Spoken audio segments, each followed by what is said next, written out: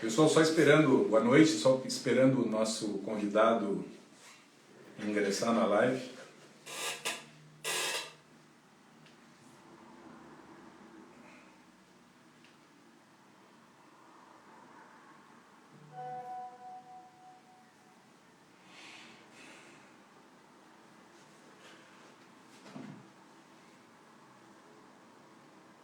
Vou mandar uma mensagem aqui para ele, sabe?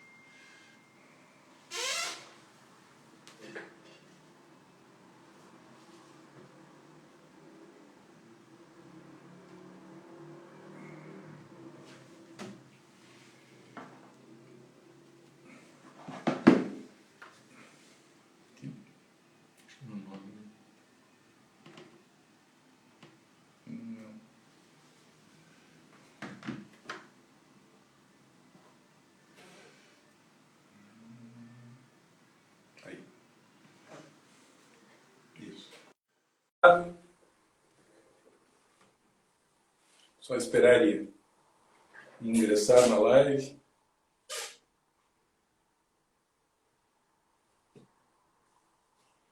Fala, Deca. Fala, Rodrigo.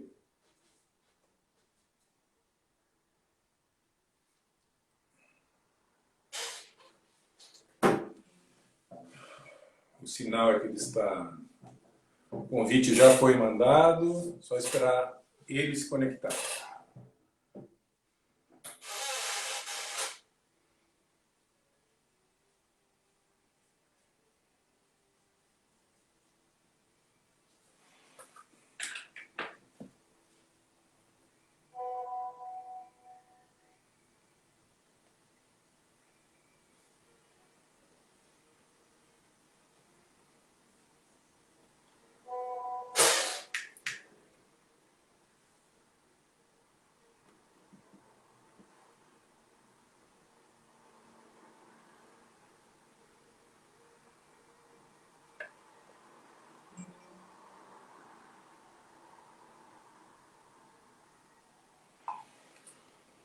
Já foi mandado o convite, nós estamos esperando o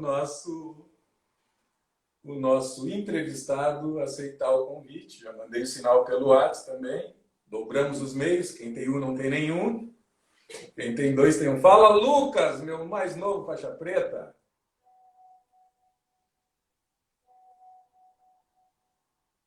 Ele disse que já aceitou.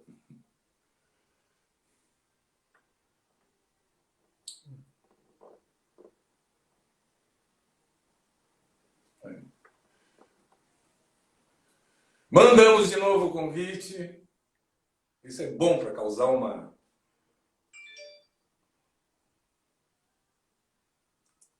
Aguardando Geraldo de Paula.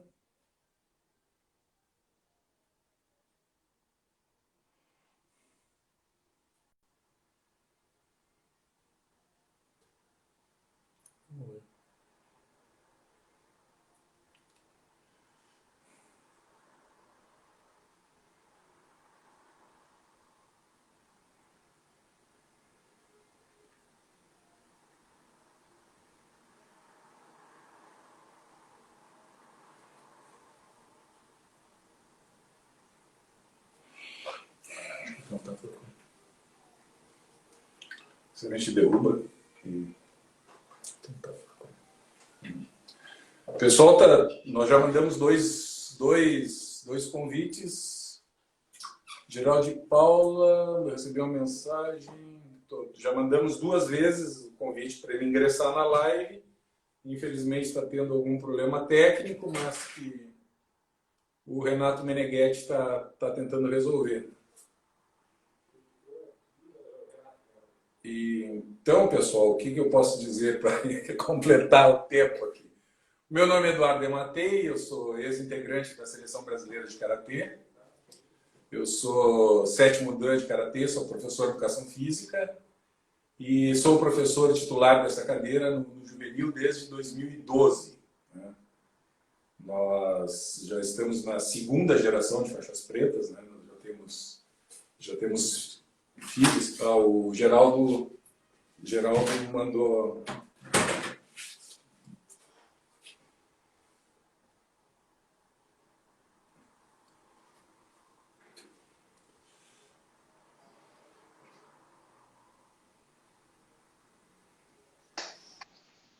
Ei, Geraldão, meu amigo querido! Aí, perfeito! Perfeito! Tudo bom, Tudo amigão? bem? Tudo bom, graças a Deus, e Tudo você? tranquilo. Então, Geraldo, como o nosso público não é cativo do Karatê, É, tem bastante gente que é da modalidade, mas é uma live no Instagram do clube, eu vou certo. primeiramente me apresentar, né, que eu já tinha começado. Então, pessoal, meu nome é Eduardo Dematei, sou professor de Educação Física, tive o prazer, a honra de servir a seleção brasileira por 5 anos, tá? Sou o titular da cadeira no esporte karatê no clube Leopoldina Juvenil desde 2012. E eu gostaria de começar lembrando de como eu te conheci, Geraldo. Primeiramente, eram os campeonatos brasileiros, que Sim, nós tínhamos uma rivalidade, né? Rio Grande do Sul. Rivalidade não, pô. Rio Grande do Sul nem existia perto de São Paulo. Então nós olhávamos para a imagina. seleção paulista com uma certa admiração. Então acho que a primeira vez que nós participamos do mesmo brasileiro foi em 1988 no Maracanãzinho, no Rio de Janeiro. Acho que foi essa. Depois tiveram os zonais. Em Verdade. 89 foi minha primeira convocação para a seleção brasileira. Mas efetivamente, quando nós começamos a conviver, foi em Belo Horizonte, no ginásio do Mineirinho, Exato. que eu acho que foi o teu primeiro ano como capitão da seleção brasileira, se Acho não que me sim. falha a memória. E eu tive a sorte, o privilégio de cair no mesmo quarto. Era um quarto com 2 ambientes no Mineirinho. Tinha o primeiro ambiente que ficava uma cama separada e depois no ambiente posterior nós tínhamos mais 3 camas. E tu, como capitão, ficasse no cômodo sozinho. E, cara, assim, ó, eu te apresentar, eu posso dizer uma coisa. Não existe melhor apresentação, melhor predicado que eu digo assim, ó, é meu amigo. Tá? É meu amigo. Eu acho que não Com existe maior certeza. elogio do que a palavra amizade possa superar. Então, querido amigo, querido senpai, Geraldo, por favor, te apresento para o pessoal aí que não te conhece. Quem é do Karatê tem a obrigação de te conhecer. Mas os Né? demais integrantes da live aí, por favor. Não, eu não sou seu senpai, não. Você provavelmente começou antes de mim. Eu comecei Não, tu a, é meu senpai. eu comecei a treinar em 77. Então Mas começamos juntos. eu sou senpai, eu talvez seja senpai da seleção brasileira, mas de karatê você começou muito antes. É uma grande honra estar com você aqui, debater. Você realmente é um amigo do coração, é um amigo que eu gosto muito, né? É uma pessoa que fez uma diferença muito grande na seleção brasileira, tá? Honrou de maneira espetacular o nosso país, e sempre que você foi solicitado para estar representando a equipe, você estava lá, né? Então isso para mim, é um motivo de muita honra, de muito orgulho. E orgulho maior é que a gente, durante todo o tempo que nós convivemos, nós nunca tivemos uma desavença sequer, né? Nunca Não, tivemos porque eu desavença. sabia, eu sabia o meu lugar na tabela periódica, né? Ah, imagino que é Eu isso, sabia o meu né? lugar. Não, imagina. Na verdade, a gente sempre teve, né? A gente nunca foi de conversar muito, né? De trocar muita ideia, mas sempre que conversávamos eram assuntos de conteúdo relevante, né? E talvez seja pelo respeito mútuo, né? Que a gente tinha um pelo outro, né? E isso foi muito bacana, muito bacana. Durante o nosso tempo na seleção, fiquei muito feliz, e principalmente do fato de todas as vezes que você foi convocado. Eu não lembro, eu sou muito ruim de data. Você e o pré é que são que são a Barça do karatê, né? Lembram de tudo, sabem de tudo. Eu esqueço praticamente tudo. Não, porque o meu período... E pelo que eu me lembro, com você na equipe, a gente nunca perdeu. A gente nunca perdeu o campeonato pan-americano, o sul-americano. Nunca perdemos. Mas talvez essa... Tivemos alguns reveses por aí, mas... né? Não, em nível de continental, né, de Pan-América e Sul-América, a gente nunca perdeu. Efetivamente era uma época, Geraldo, assim, sem falsa modéstia, que quando o Brasil entrava para lutar, a dúvida era de quanto seria, mas que o Brasil ia ganhar. Não, é verdade.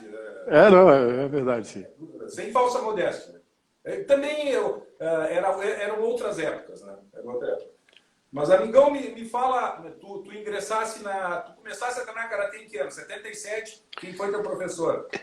Então, eu comecei em 1977, né?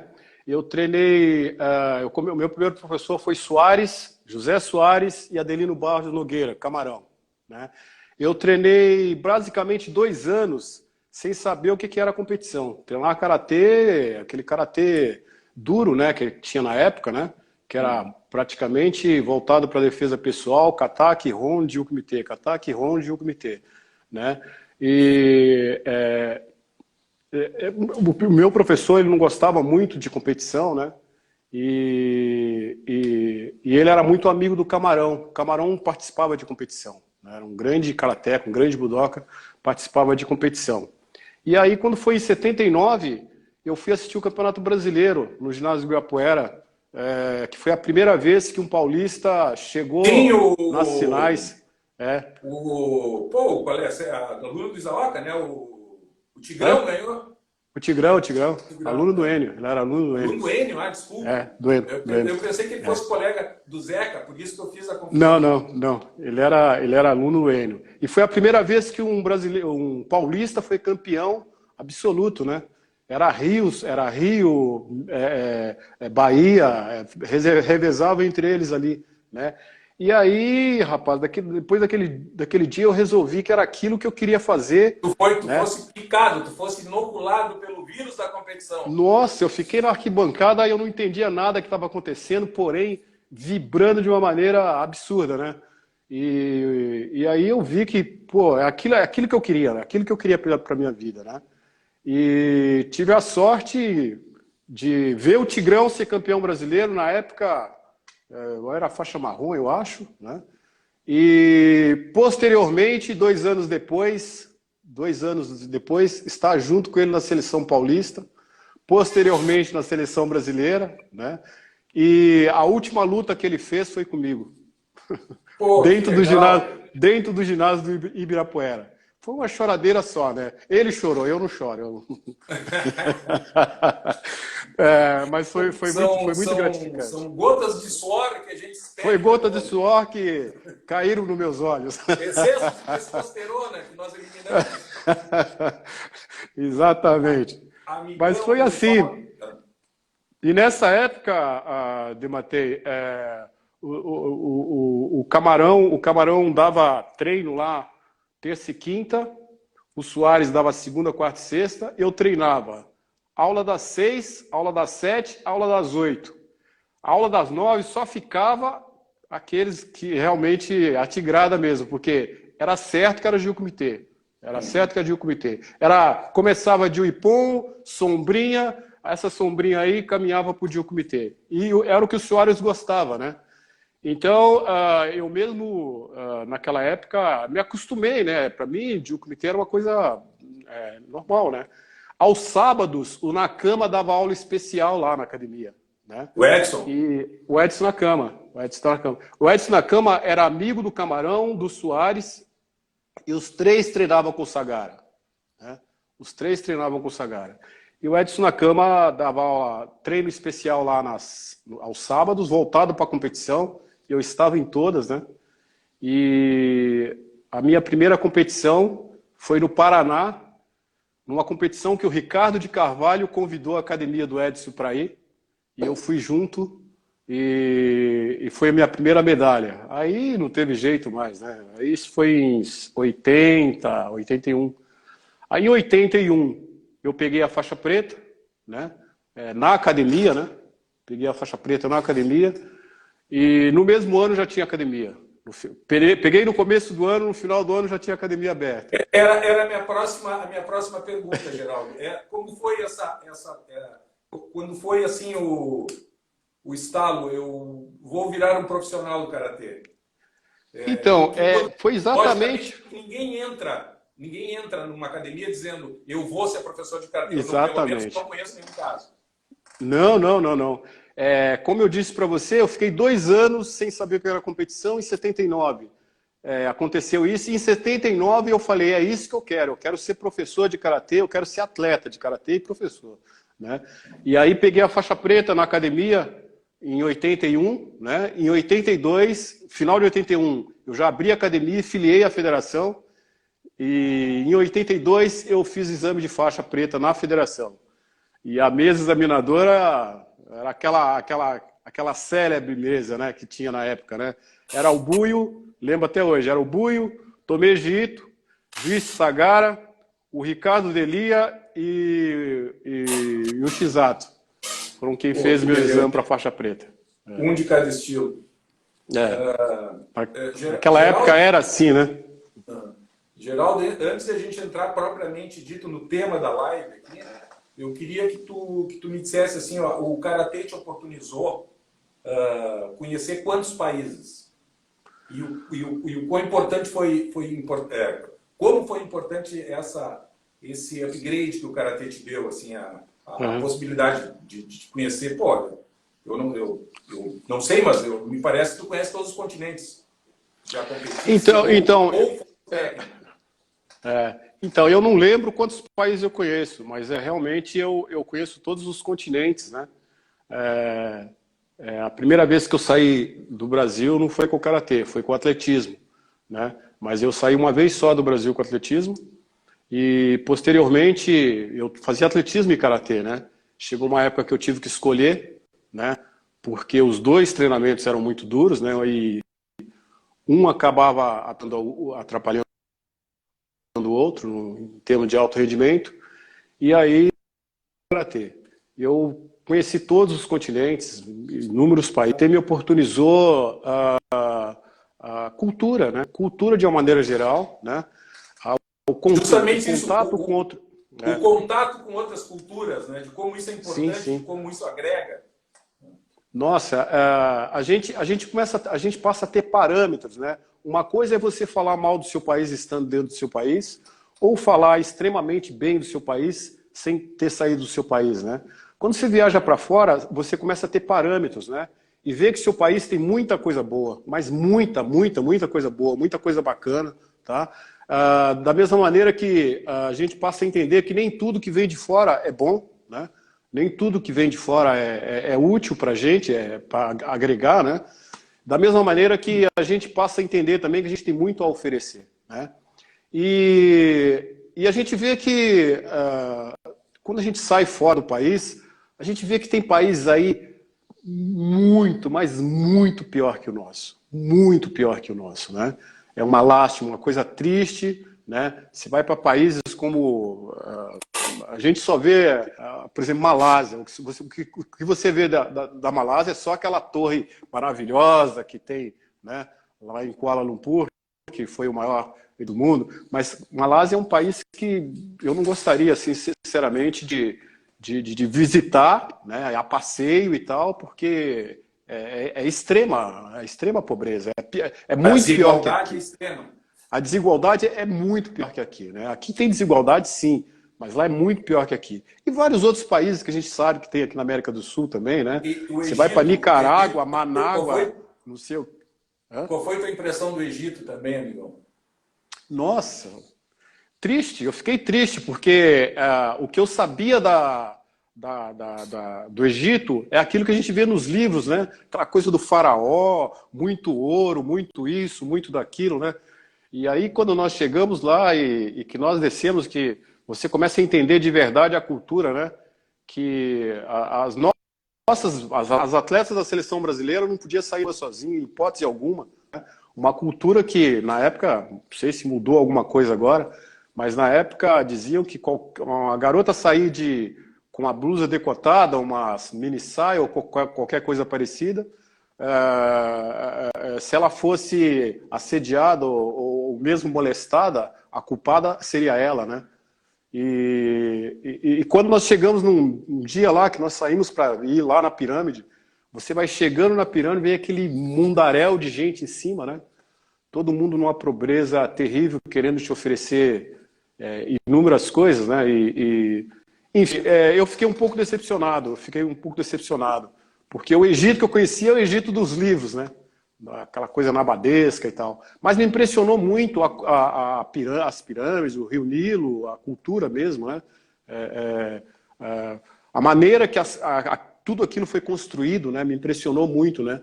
Diante dos recursos escassos, provavelmente, que eles tinham na época, né? Geraldo, isso é uma coisa que você me chamou a atenção. Tu sempre fosse uma pessoa diferenciada, né? Era uns anos de convivência ali, né? De concentração, de treino. Tu sempre estava com um livro na mão, amigão. Isso, e nas tuas preleções, nos teus briefings, porque tu não era o técnico, mas tu era o capitão da equipe, e muitas vezes tu puxasse os treinos.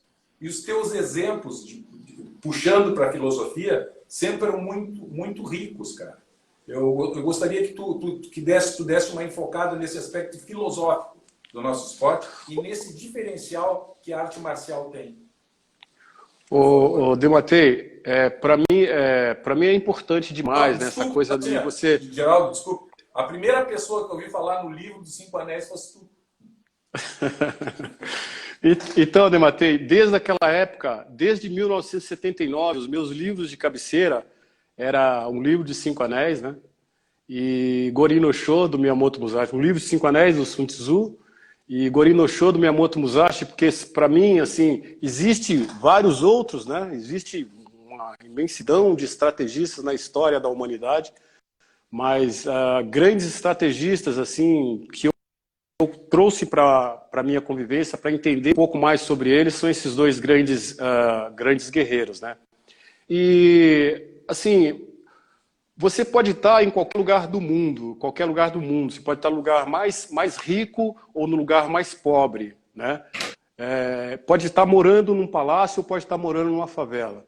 Se você tem um livro debaixo do braço, você é uma pessoa liberta, né? Uma pessoa que é livre, né? Porque a leitura faz com que você seja uma pessoa livre, faz com que você seja uma pessoa que sabe dos seus direitos, sabe dos direitos dos demais, sabe respeitar as pessoas, né?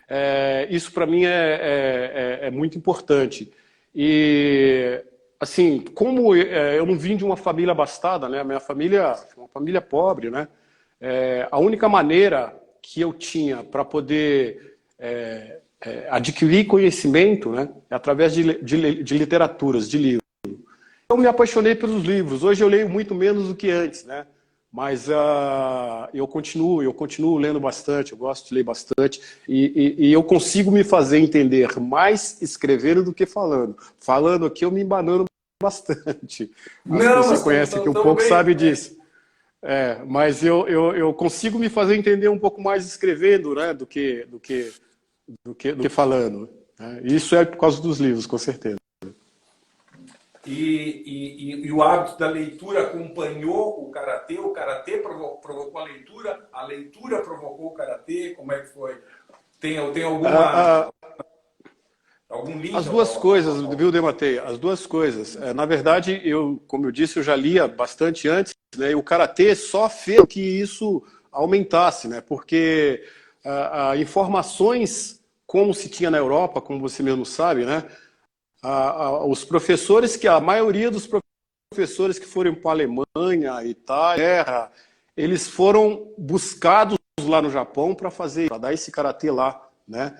Eles chegaram lá para ser professores de karatê, né? Diferente daqui do Brasil, que a maioria dos professores vieram com o karatê na bagagem, né? E davam o que achavam que deveriam dar e tal, né? E maneira muitas vezes empírica, né? Muitas vezes empírica. Professor, eu preciso melhorar o meu soco, soca mais. Professor, eu preciso fazer uma correção do meu chute, chuta mais. Aí ele ficava nisso, né? Então, se você muitos dessa geração, né, tiveram sequelas graves, né, porque não tinha parâmetro. Eu vou fazer, para melhorar meu Gyakuzuki, eu vou fazer 50 socos ou 50 mil socos. O que eu vou fazer? Né? E aí tinha os exageros, né, que a gente sabe que tinha, e aí muita gente machucou, deu e tudo mais. Enfim, foram eles que trouxeram a arte para cá, devemos tudo a eles, né? Assim, talvez se eles tivessem chegado hoje, talvez eles ensinariam de maneira diferente. Porque era assim, pronto, né? E a gente tinha que aceitar. Então, correr atrás de literatura, correr atrás de livro, correr atrás de fita VHS de 5 anos atrás, era a única coisa que a gente tinha acesso, né? Então, comprava aqueles livros lá e tentava pedir para alguém para traduzir, estava em inglês ou até mesmo em japonês. E a única maneira que a gente tinha de informação, né, fidedigna do karatê, apesar de atualizada, né? Não, tu sabe que eu odeio a expressão na nossa época, mas hoje em dia a internet é uma maravilha, pô, tu tem acesso a tudo. Uma maravilha, uma maravilha. E se tem alguma dificuldade no idioma, tu tem a ferramenta do Google Tradutor, é uma beleza. Pronto, acabou. Tu tem acesso, hoje em dia tem uma Premier League em Katmandu, lá, não sei lá onde, em Londres, em Paris. Tudo full time, né? Tudo tempo... Tu tem acesso automaticamente, tu tem os melhores treinos. Tu tem acesso aos melhores treinos do mundo. Dematei, tem gente que é averso, totalmente averso. Uma vez eu escrevi uma coisa assim, até um pouco pejorativa com relação a essa coisa de aprender pelo YouTube e tal, mas é que eu via que estava tendo um certo exagero. Mas assim, eu sou totalmente favorável à tecnologia, né? O próprio YouTube, se você usar ele como ferramenta para consulta, né? Se você, para consulta sobre algo do seu estilo, para consulta sobre algo do estilo do outro que você não sabe e tal, é maravilhoso, é uma fonte de saber maravilhosa. O que não dá é para você querer aprender karatê só no YouTube, né? Aí não dá. Sensei YouTube não existe, né? Não existe, né? Então, mas para consulta, para professores e mesmo para atletas de alto rendimento, para consultar, saber como o outro está, o adversário está, tal país, a estratégia tática, mais, chuta menos e tal, é muito bacana, né?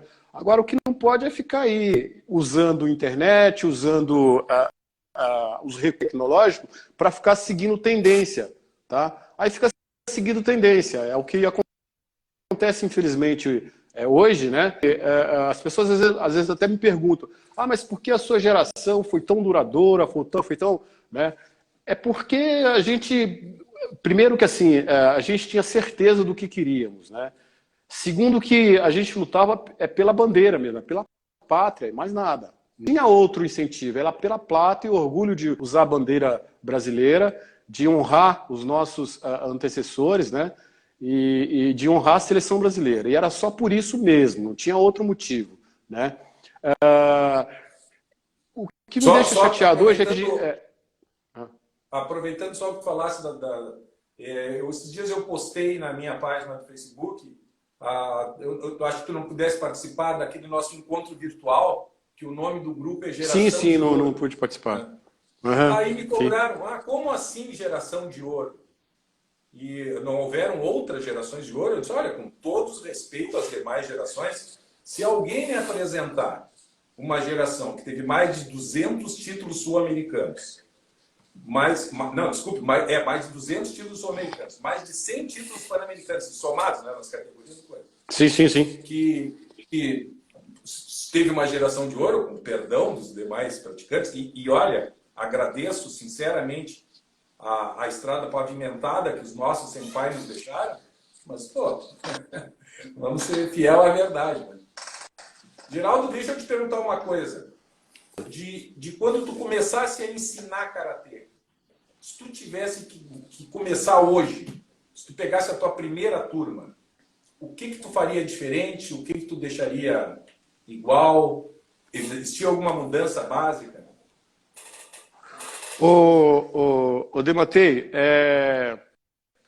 modestamente falando, né, eu sempre estive um pouco à frente da minha época, né, sinceramente. Assim, na época que não se falava em fazer trabalho de preparação física específica, eu já fazia. Tá? Eu fazia isso no atletismo, né, trouxe isso também para o karatê. Na época que todos os grandes professores falavam, não, esse negócio de fazer musculação vai travar o seu guiar. Meu próprio professor falava isso, né, para mim. Né? Não, você fica fazendo musculação, aí seu soco vai ficar preso, você fica... Entendeu? E eu fazia musculação voltada para o esporte. Né? Não só para ter mais velocidade, mais ciência e tudo mais, mas também para não ter lesão. Né? Que eu já sabia que a geração anterior vivia coberta de lesão exatamente porque só treinava karatê e ponto, não fazia uma preparação física específica. Não tinha um reforço, né? Muscular, não tinha... Não tinha reforço nenhum muscular, né? E eu já fazia isso lá em 1982, né? Então, eu nunca, isso também, assim, sem falsa modéstia, nunca me considerei um grande atleta, tipo aquele atleta que você olha assim, nossa, o cara nasceu para isso, é um max da vida, né? Nossa, chuta, soca, faz isso, faz aquilo, tem explosão e tal. Eu nunca fui esse atleta, né? Então, o que fazia eu superar adversários melhores que eu é exatamente que eu tinha uma preparação física e psicológica acima da média para a época, né? Então, os meus alunos, eu já fazia isso com eles. Na década de 80, entre 84, 83, de 83 a 86, eu participei de Paulista e não ganhei nenhum. Tá? Desses três desses paulistas, eu fui vice. 3 anos seguidos vice. Eu tinha síndrome do vice. Né? E aí, eu conheci uma psicóloga que tinha feito psicologia em Cuba e veio para a Unicamp, aqui trabalhar na Unicamp, e passou a ser minha aluna de karatê. Ela saía de Campinas para treinar aqui em São Paulo. E aí eu comecei a fazer com ela um trabalho de psicologia. Dematei, uma coisa assim, mudou totalmente a minha cabeça, a parte de psicologia. Então, essa coisa de trabalhar com equipe multidisciplinar, para mim, sempre uma constante. Isso, eu comecei a fazer o trabalho de psicologia com ela em 86. Tá? 11 meses depois, teve o Campeonato Paulista. Depois de 6 sem ganhar e 3 vices. Em 87, eu fui campeão paulista. Tá? Depois de 87, eu ganhei 8 campeonatos paulistas seguidos. Né? Então, tem a ver, né? Essa coisa, atleta de alto rendimento, ele não consegue nada sozinho. Ele deve isso ao professor dele, ao bom técnico, a uma equipe multidisciplinar muito boa. Né? E isso eu já ensinava para os meus alunos lá atrás. E acabavam que, na época, eu tive vários ataques em campeonato, campeões paulistas prematuros, né? Bem prematuros, não era normal, né? E graças a um ensino muito constante dentro de mim, de que não é só socar e chutar, né? Fazia com que lessem muito, fazia com que meus alunos lessem muito, dava literaturas para eles lerem, né? De todas as áreas específicas, de psicologia, de preparação física, fazia com que eles lessem, né? Então, isso para mim foi grandioso, assim, foi muito toda a minha vida. Geraldo, uma coisa interessante, por exemplo, assim, é muito difícil comandar colegas. É muito difícil comandar colegas. E eu servi sob a tua capitania ali. E tu sempre soubestes, né, comandar pelo exemplo e principalmente lidar com vaidades. Porque dentro do topo ali do karatê, tu trabalha com campeões, né? E até no momento quem vai dar entrevista, quem vai aparecer na foto, tu sempre soubestes a medida certa. Claro que existia a corneta, por que não sou eu? Mas sempre na medida aceitável. Então, foi outro exemplo que me chamava a atenção. Que tu... Me fala um pouquinho agora do projeto olímpico, do karatê do projeto de São Paulo Karatê Olímpico. Aqui em São Paulo, né? Então, Dematei, essa coisa de... é importante eu falar um pouco sobre isso que você acabou de citar. Você, como técnico, ou como capitão, ou como atleta líder, né, de uma equipe, você não precisa ficar pulando na frente para aparecer toda hora, não tem idade, né? As pessoas que são muito inseguras, elas tendem a agir dessa maneira. Não é eu e pronto. Ela quer aparecer, custe o que custar, né? E a gente sabe que aonde isso vai dar. Isso acaba gerando, né? Eu nunca tenho problema com isso, até hoje em dia mesmo, assim. Eu sempre procuro colocar em destaque as pessoas que estão comigo, as pessoas que trabalham junto comigo no projeto, por exemplo, né? Faço questão de exaltá-los o tempo todo. Por quê? Porque quando eu estava na equipe junto com vocês, tá? Se não fosse você, se não fosse o Zeca, se não fosse o Didi, se não fosse Pré, se não fosse Caio, eu não seria nada, né, Matei? Eu não seria nada. Eu poderia ter ganho alguns títulos aí individuais, né? Mas eu não seria o Geraldo tão seguro de si, né, que eu me tornei no decorrer, tá? E de ter a propriedade de falar com conhecimento de causa que eu falo hoje, né? Então, a equipe é tudo. Você estando na equipe, você tem que respeitar muito isso, né? E fazer com que os frutos do trabalho seja para a equipe, né?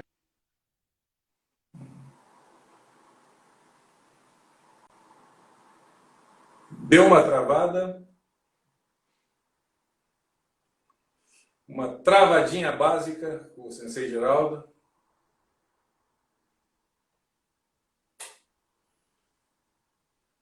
Voltou. Voltasse, Geraldo?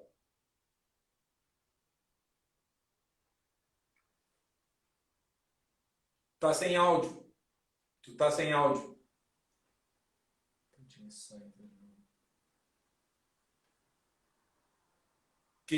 Tu tá conseguindo me escutar? Tu faz assim, ó. Sai e entra de novo.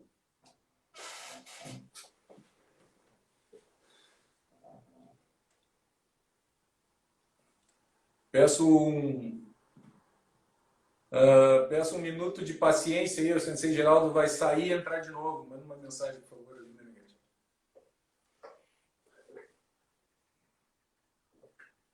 Mas, pessoal, isso aí de ser muito difícil a pessoa comandar colegas, né? Realmente, tu tem que trabalhar desde o que acha que é mais que os outros, e isso é normal na vida competitiva, né? Até com os metidos engraçadinhos como eu. Né? E o Geraldo tirava isso com maestria, né?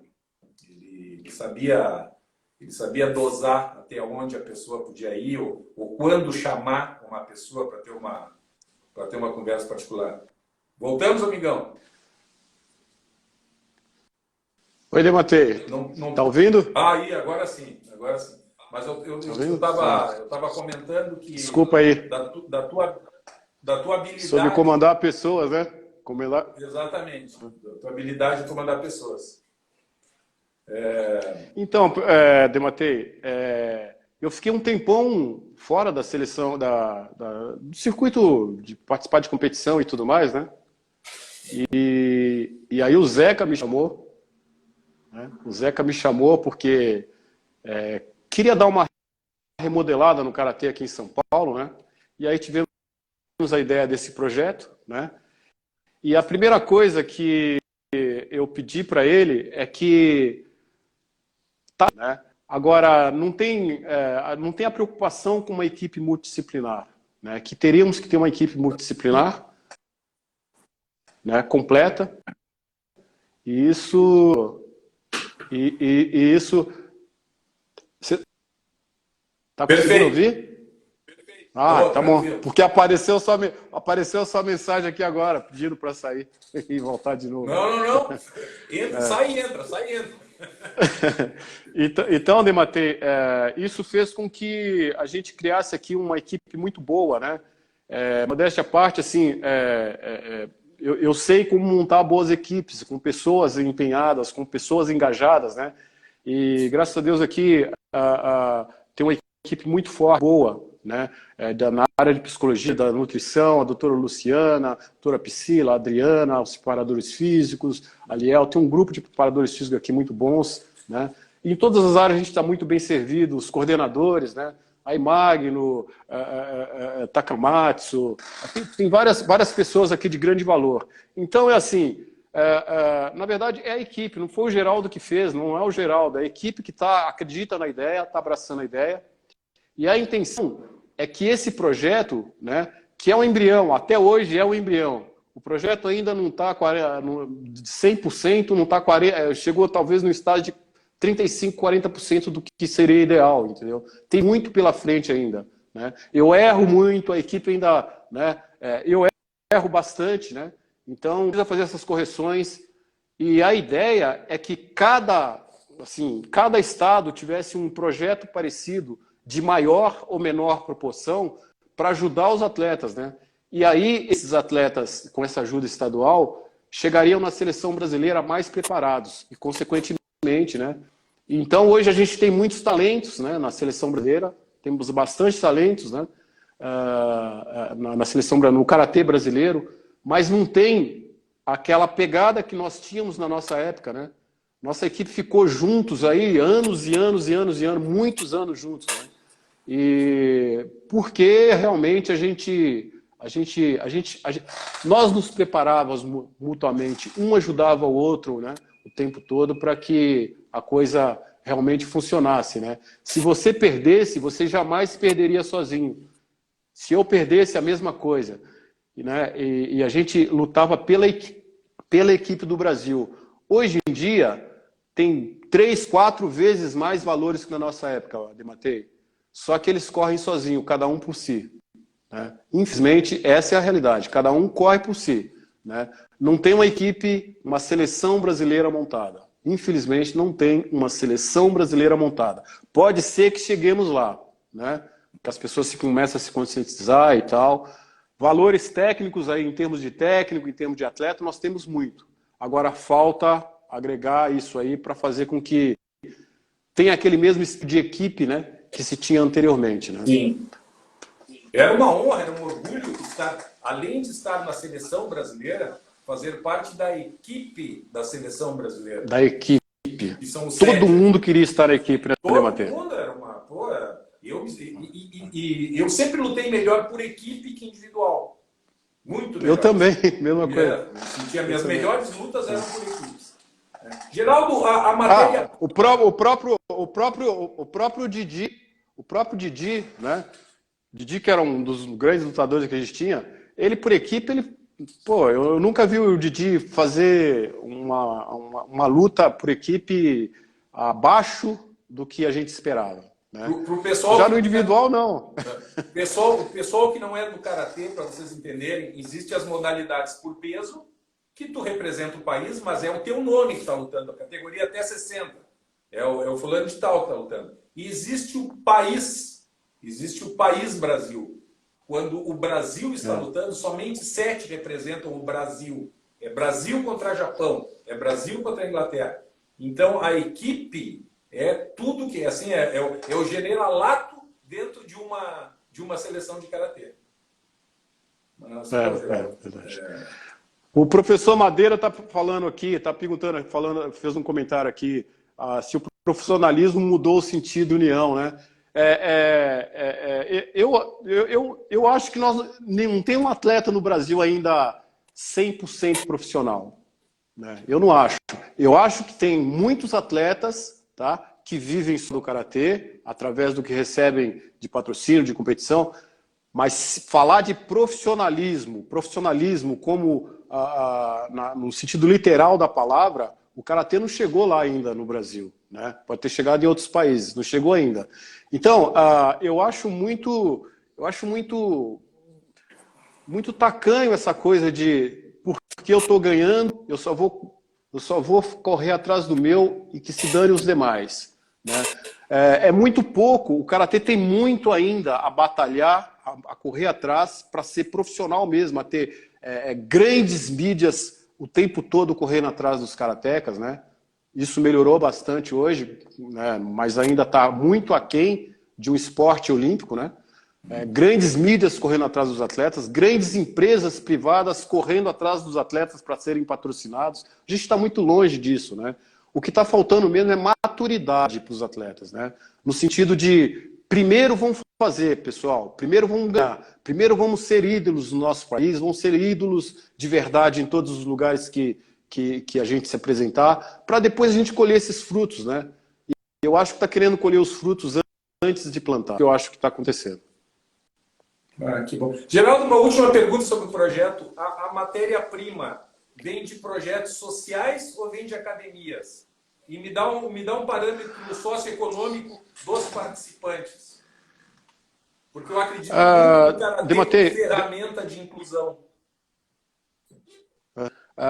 Dematei, a Federação Paulista, desde há muito tempo, faz um trabalho de inclusão social muito grande, com projetos sociais, né? Tem muitos projetos sociais, a Federação atualmente um pouco diminuiu bastante por causa da situação que nós vivenciamos aí no país inteiro, né, no mundo inteiro, mas a Federação, na gestão do Zeca, sempre incentivou muito essa coisa do projeto social, né?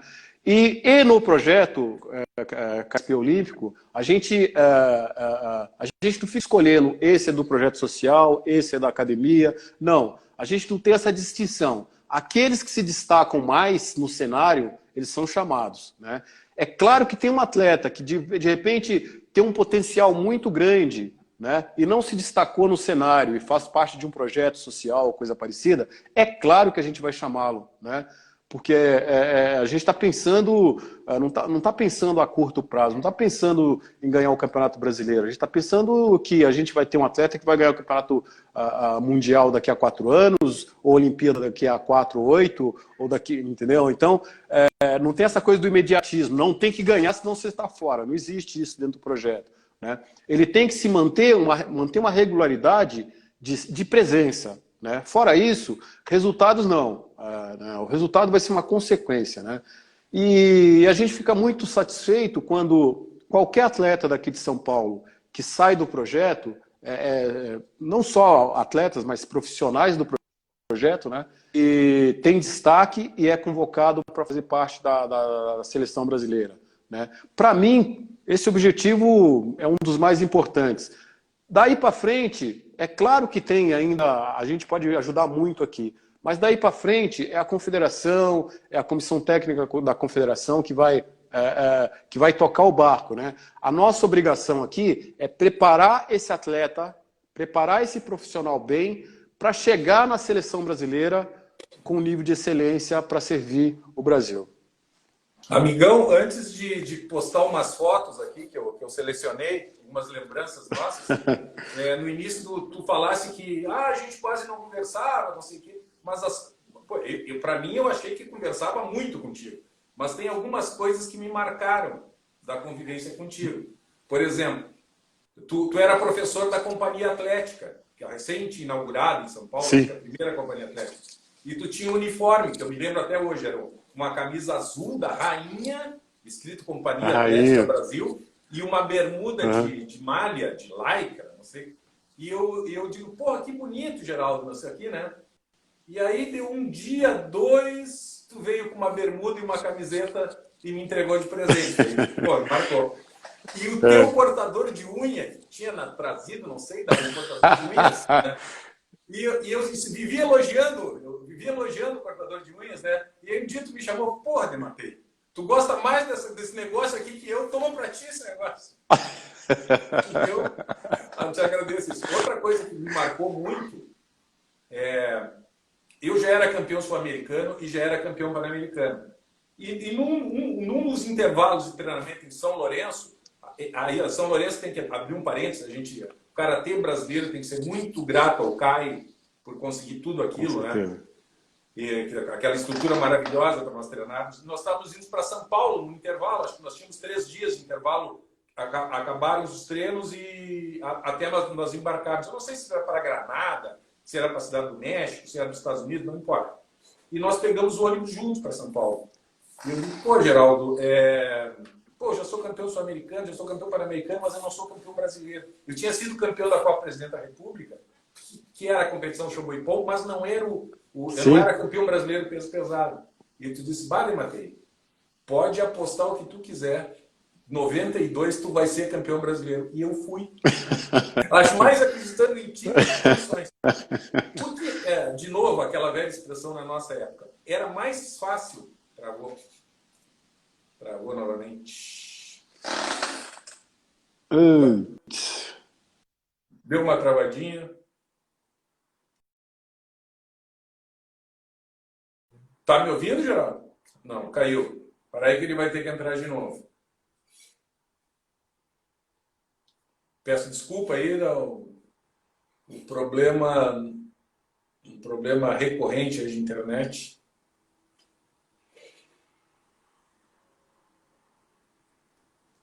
Edson Madeira, Granada, Sensei Thiago, Sensei Sandro. Quer dizer que eu sou o mais paulista dos gaúchos, Sandrão?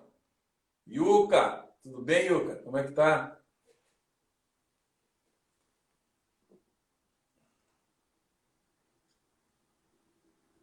Mandou mensagem dele.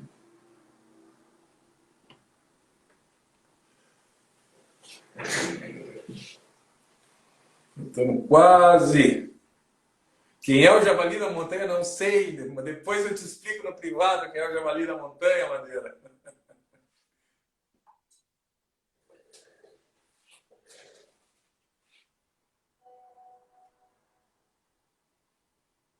Esperando a Sensei Geraldo se reconectar. Aí, entramos.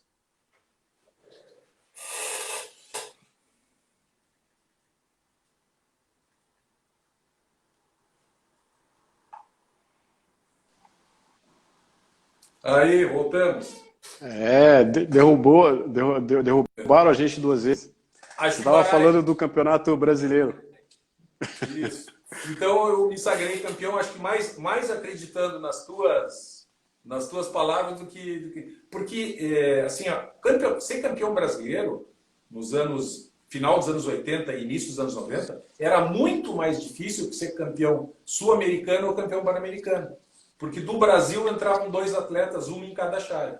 Num campeonato brasileiro, em qualquer peso, em qualquer categoria, tinha de 6 a 8 pessoas com condição de sair campeão. Já num campeonato sul-americano, por exemplo, sem falar mal, né? Pô, pegar um uruguaio, pegar um boliviano, pô, era chupeta, né?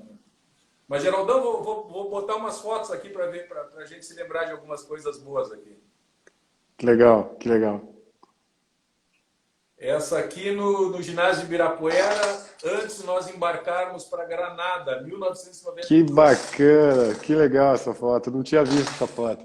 Eu acho que essa foto aí, eu acho que é do teu acervo, inclusive. Ou não? Não tô lembrado, não. Não tô lembrado dessa foto, não. Muito legal.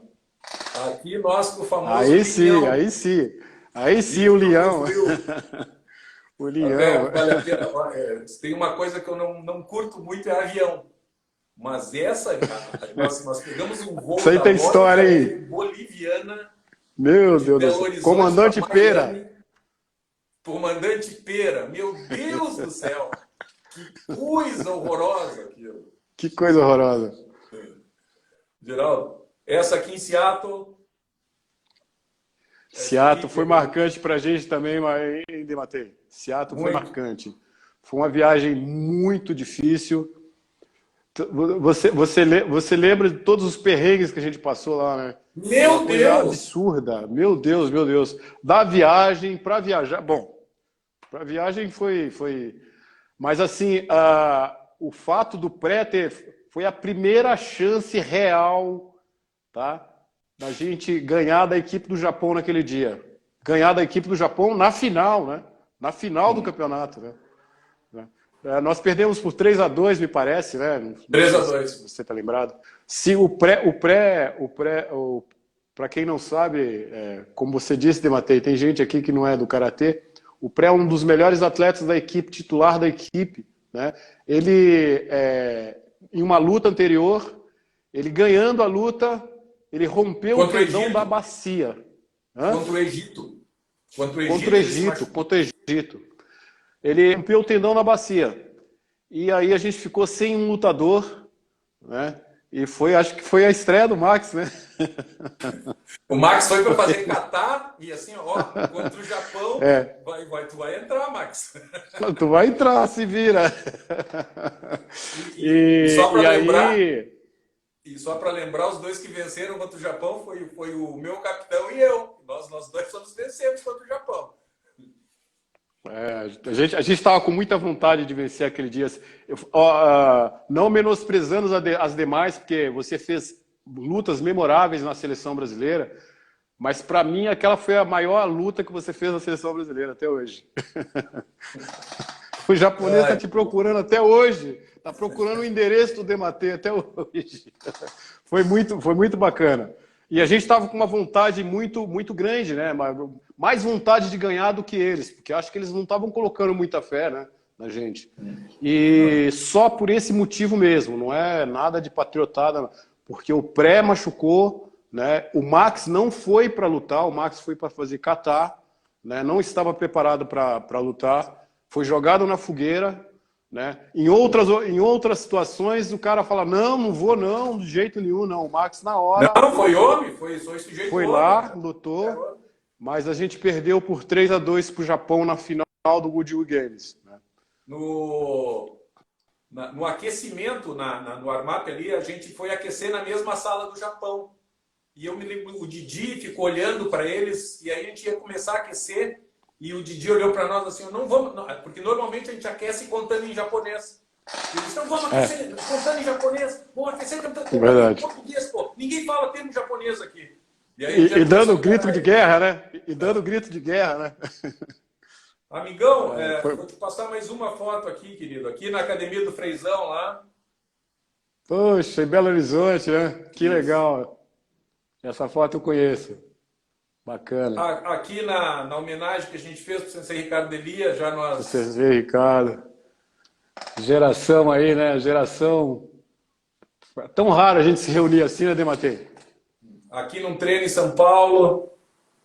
Sim, o treino que você veio ministrar aqui na Academia do Tito. Isso. Bacana. Bacana. Aqui essa foto é tua. Final do Pan-Americano. Pan-Americano, é. Essa foto Americano, é tua. Bacana. É. Los Angeles. A fatídica viagem. Foi nessa viagem aí que queriam matar o capitão. Eu não sei porquê, mas queriam matar o capitão. Era um Airbus 1. Acho que a gente já está no A380. Mas aquele Airbus que a gente pegou era o A1. Então, não. A gente já está finalizando a live. Antes de eu te passar a palavra, assim, eu quero dizer do imenso prazer, da admiração que eu tenho, não pelo karateca Geraldo, não pelo capitão Geraldo, mas pelo ser humano Geraldo. Tá? E se existe alguém que engloba em todo a palavra amigo, é tu, amigão. Te agradeço do fundo do coração, agradeço ao pessoal da audiência, os que nos aguentaram essa uma hora, agradeço ao Juvenil por ter me proporcionado a honra de entrevistar o meu capitão, meu ídolo dentro do karatê. E, querido, tu tem 1 minuto para fazer a despedida aí. Dematei, eu que agradeço o convite, eu sou um pouco averso à live, né? Mas o pessoal me chama, não tem jeito, eu tenho que ir porque são pessoas como você, né? Pessoas que eu gosto demais, fundo do meu coração. Eu agradeço muito a todas as pessoas que entraram aqui também. Parabéns aí pelo Leopoldina por dar acesso a um campeão do quilate, do Dematei, né? Que é um campeão no sentido literal da palavra, um campeão dentro do Kotor, fora do Kotor, um grande amigo, né? Uma pessoa que realmente fez parte da minha vida na seleção brasileira e que com certeza, sem a ajuda dele, eu não seria o Geraldo hoje. O Geraldo como pessoa, né? Me ajudou não só dentro do karatê, mas com relação à formação de caráter mesmo, né? A gente estar ali juntos ali o tempo todo, de ser guerreiro, de ser aguerridos. Obrigado por tudo aí. Fica com Deus aí. Pô, tu é campeão até no tempo, velho. Deu tudo. Osso, muito obrigado. Beijo no coração. Fica com Deus. Outro. Obrigado a todo mundo aí. Grande abraço. Outro. Tchau, tchau.